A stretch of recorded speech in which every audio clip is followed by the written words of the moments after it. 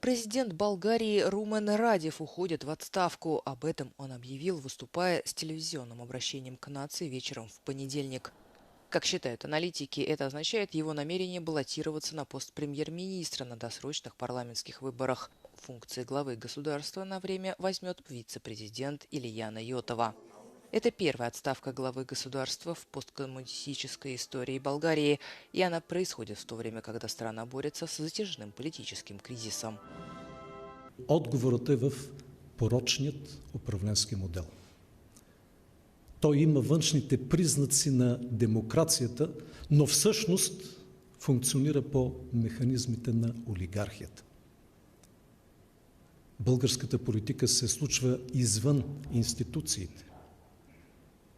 Кукловодите не се свенят пред камерите да спускат директиви на Народното събрание. Досрочные выборы этой весной, седьмые за последние 5 лет, были назначены после того, как крупные антикоррупционные протесты в прошлом месяце вынудили правящую правоцентристскую коалицию уйти в отставку.